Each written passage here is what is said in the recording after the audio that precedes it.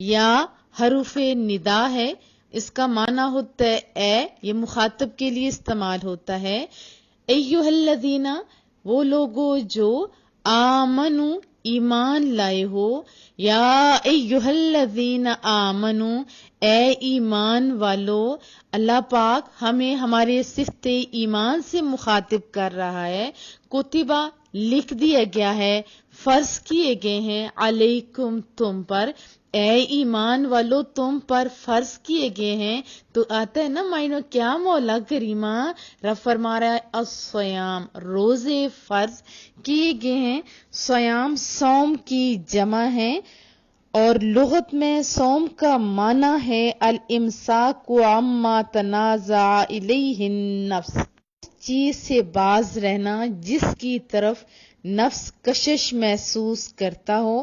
اور شریعت میں صوم کہتے ہیں کہ انسان عبادت کی نیت سے صبح صادق سے غروب آفتاب تک کھانے پینے اور عمل زوجیت سے رکا رہے، تو اس کو کیا کہتے ہیں؟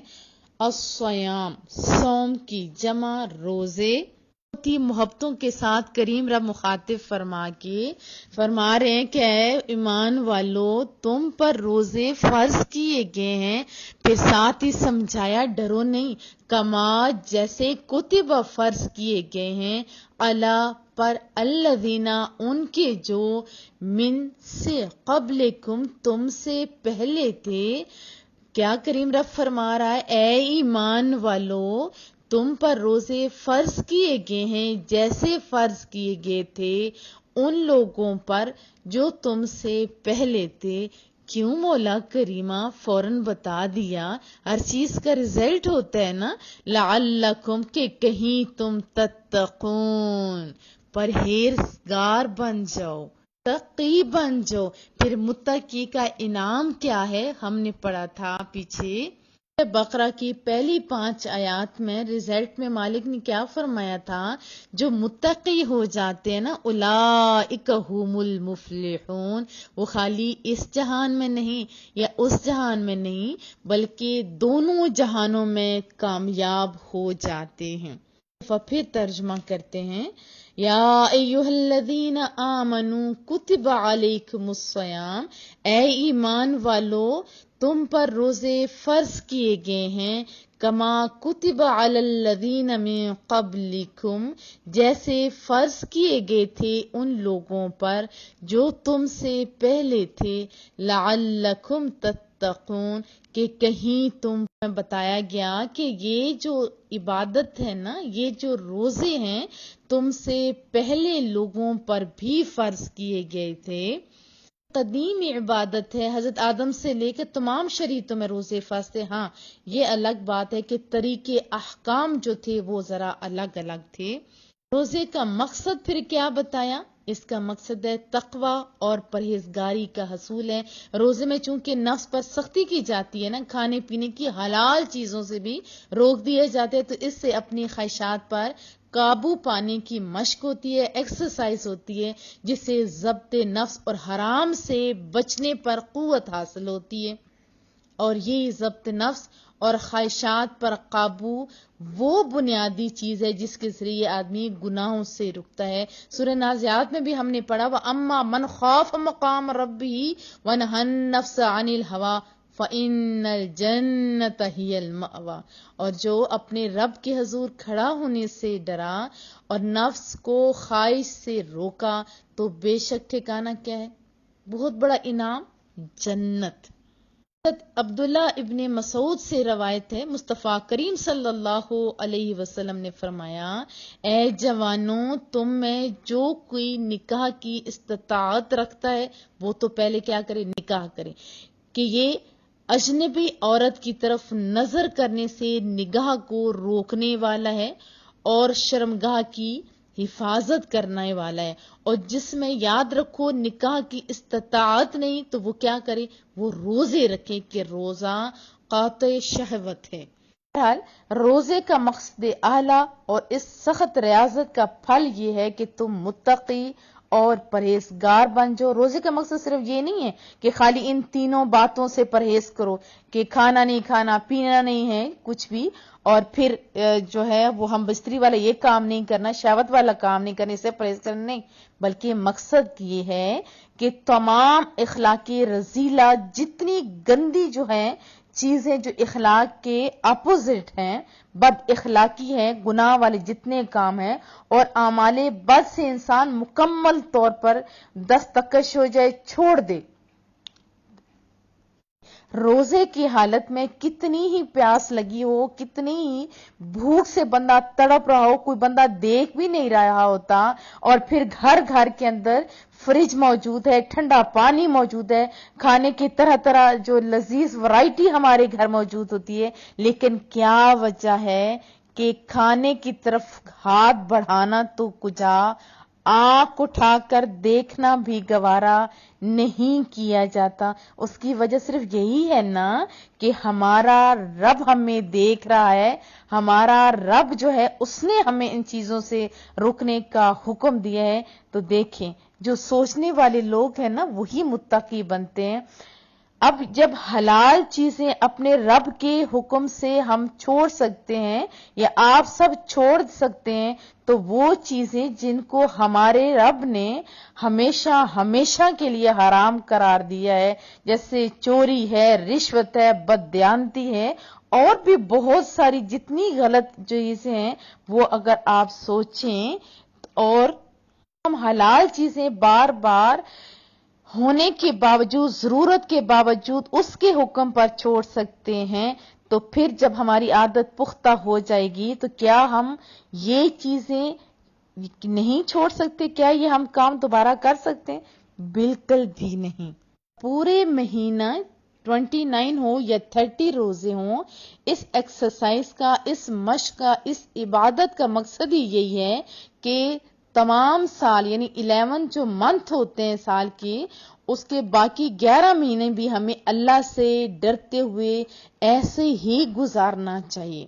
اور جو لوگ روزہ تو رکھ لیتے ہیں لیکن جھوٹ سے باز نہیں آتے، جھوٹ سے ایک بات بھی آپ کو بتا دوں کہ مصطفیٰ کریم صلی اللہ علیہ وسلم سے پوچھا گیا کہ آپ کو امتی بزدل ہو سکتا ہے، زانی ہو سکتا ہے، مختلف چیزوں کا نام لیا گیا، تو فرمایا ہو سکتا ہے، لیکن جب جھوٹ کی بات آئی تو محبوب نے فرمایا میرا امتی جھوٹا نہیں ہو سکتا، جھوٹا نہیں ہو سکتا۔ اگر رخ انور محبوب نے قیامت والے دن پھیر لیے تو پھر کیا کرو گے؟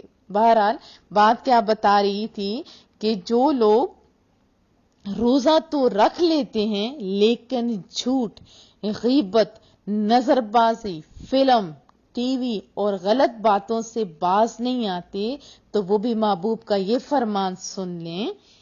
بخاری شریف کی حدیث طیبہ ہے، مصطفیٰ کریم صلی اللہ علیہ وسلم نے فرمایا جس نے جھوٹ بولنا اور اس پر عمل کرنا نہیں چھوڑا، اگر اس نے کھانا پینا چھوڑ دیا تو اللہ کے نزدیک اس کی کوئی قدر نہیں۔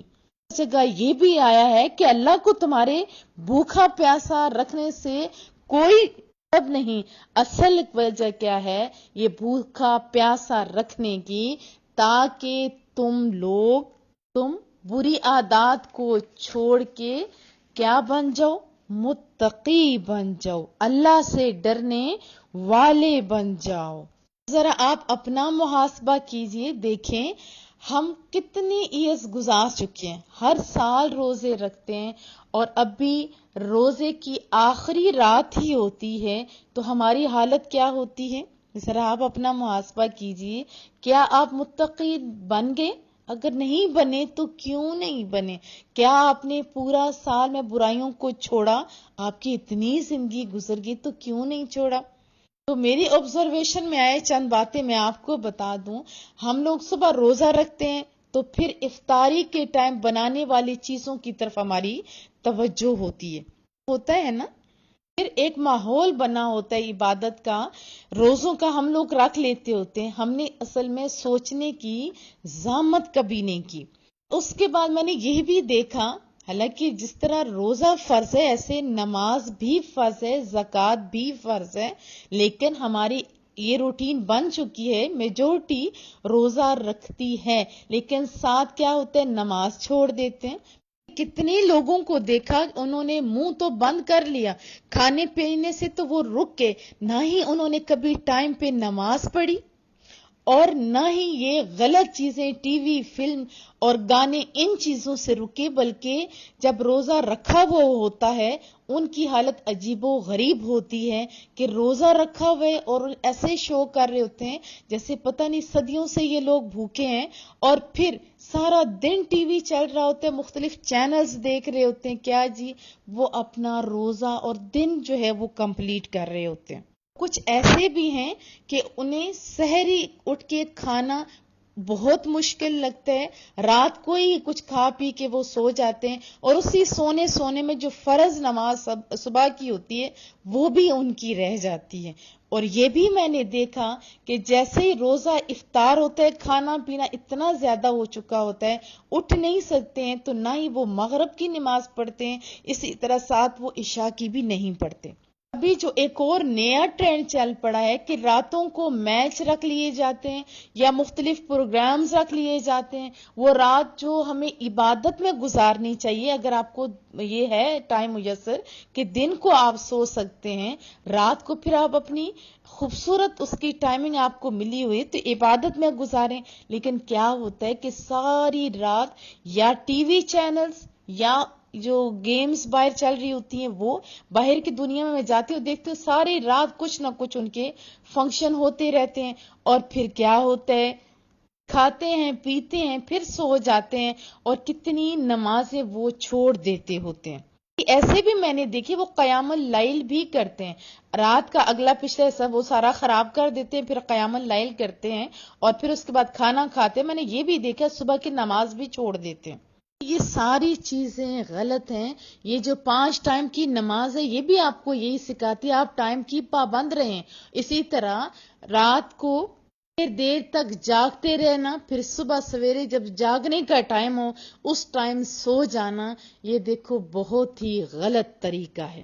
ہم رمضان کے اندر پورا مہینہ یہ ایکسرسائز کریں کہ رات کو اگر ہم لوگوں کے پاس دن کو سونے کا ٹائم ہے، رات کو عبادت کریں لیکن ٹائم کی پابندی کے ساتھ ہم نماز پڑھیں، اشراق چاش پڑھ کے سو جائیں، اور پھر ظہر تک اچھا خاصا ٹائم ہوتا ہے، پھر ظہر کے ٹائم ہم جا کے پھر عبادت کریں، تو یقین مانیے ہم لوگ نہ صرف کامیاب اس دنیا میں ہو جائیں گے بلکہ اگلی دنیا میں بھی ہو جائیں گے۔